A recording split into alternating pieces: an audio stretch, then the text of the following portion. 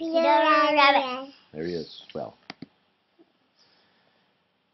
Peter Rabbit.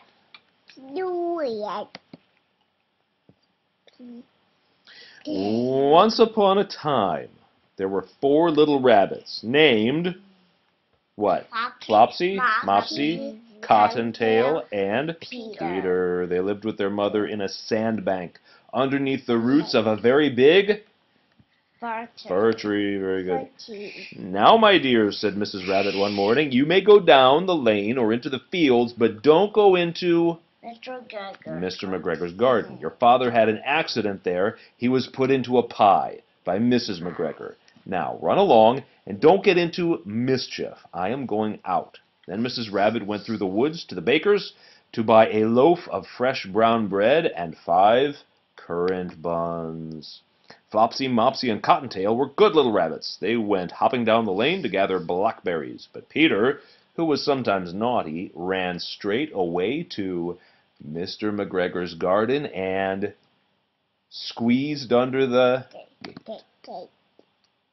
He ate some lettuce and beans and radishes. Then, feeling rather sick, he went to look for some parsley. But whom should he see but Mr. McGregor? Mr. McGregor jumped up and ran after Peter, waving his rake and calling, Stop, thief! Stop, thief! Stop, thief! Yes, he does. Dreadfully afraid, Peter rushed all over the big garden, searching for the gate. He lost one of his shoes among the cabbages and the other shoe among the potatoes. He might have got away if he had not caught the buttons of his jacket in a gooseberry net. It was a blue jacket with brass buttons, quite new. When some friendly sparrows heard Peter crying, they begged him to try to get away before Mr. McGregor caught him. Peter struggled fiercely. At last, just as Mr. McGregor was about to pop a sieve over his head, Peter wriggled out of his jacket and dashed away. Yes? What's that? Which what? The bird? Or Peter Rabbit?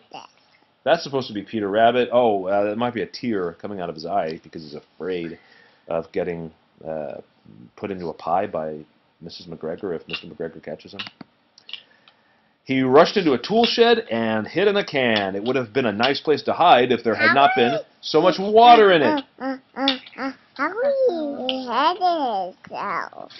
Actually, it sort of looks like he's praying. He's praying that Mr. McGregor doesn't find him. Yeah, probably to Jesus. Presently, Peter sneezed. Ka-choo! And Mr. McGregor was after him in no time.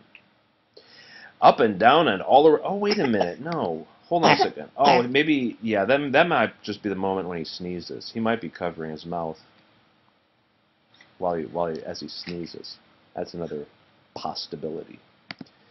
Up and down and all around the garden they ran. At last, Mr. McGregor gave up and went back to his work. Peter saw a door in a wall, but he was too fat to squeeze under. He asked a mouse the way to the gate, but she had a large pea in her mouth and didn't answer. Soon Peter came to a pond where a white cat was staring at some goldfish. How are you going in the water? She's trying to get to the fish. He went on without speaking to her, for he had heard about cats from his cousin, Benjamin Bunny. Suddenly he heard the scritch-scratch of Mr. McGregor's. Oh, Peter hid under a bush, but soon as nothing happened, he came out and climbed onto a wheelbarrow. The first thing he saw was Mr. McGregor hoeing onions, and beyond him was the gate.